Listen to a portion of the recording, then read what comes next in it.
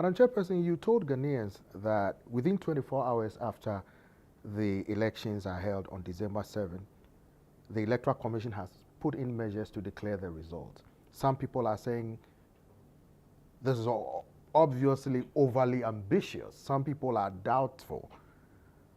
Tell us, why do you think this is possible, and what specific mechanisms have you implemented to ensure your high expectations? Because this is not the first time Ghana has organized elections, and sometimes it takes a few more days to declare the result. What is going to be different? I can understand the apprehension, because I'm sure people are wondering what methods.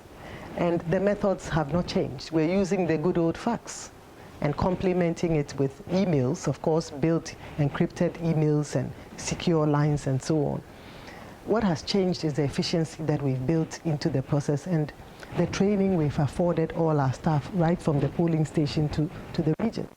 And therefore, we all have that desire. We have a plan ahead of us. We have a strategy, and we all have to, move the part of the wheel to ensure that this happens. So it's really just the efficiency that we've built into the processes.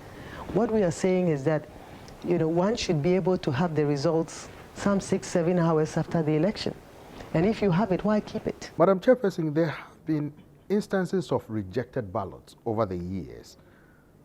This time around, what measures have you put in place to make sure that this situation is drastically reduced? As a commission, we spent some time reflecting on this, and we realized that the biggest challenge and what causes rejected ballots is that the design of the ballots do not provide sufficient space, enough space for people to thumbprint without it going into the next box.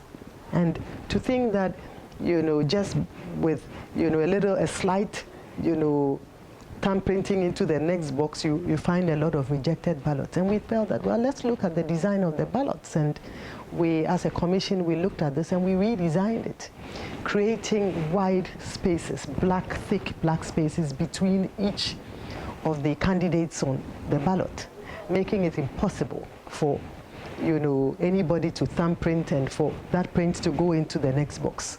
And I think this has been the innovation. I think this is innovative. We believe that even where you thumbprint and it goes, because of that black lines in between the candidates, it's very unlikely that it will go into the next box. So we believe that this will go a long way to reducing rejected ballots. And so we do not envisage that we'll be seeing, rejected ballots. Some political parties have expressed concern about some processes that you've put in place, but how do you allay their fear? We operate within the confines of the Constitution and our various CIs that govern our operations. And therefore, for this election, we are operating under the CI, the Constitutional Instrument 127. What we've done is to try to engage our political parties at the level of the Inter-Party Advisory Committee. And there we try to build consensus on some of the issues and respond to the concerns of parties. So I think we've tried to do that over the year and in previous years as well.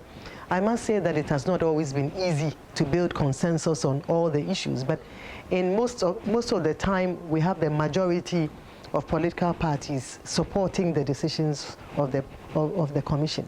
Interestingly, in the last two IPAC meetings, we've had the two major parties building consensus on some of the issues, sometimes even against the commission.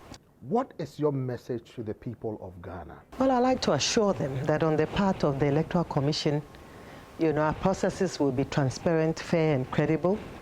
We've built these mechanisms and these processes into our operations. We would, our teams are out there to work to ensure that it is the will of the people that stands at the end of the day. They've been provided with adequate training. On our part as commissioners as well, we are showing the citizenry that we would declare the results based on the will of the people. Our transparency and the transparent processes that we have, provide comfort to the citizenry at all levels that, how the elections would go. But I like to assure them that we would provide and we would declare results that are based on the will of the people.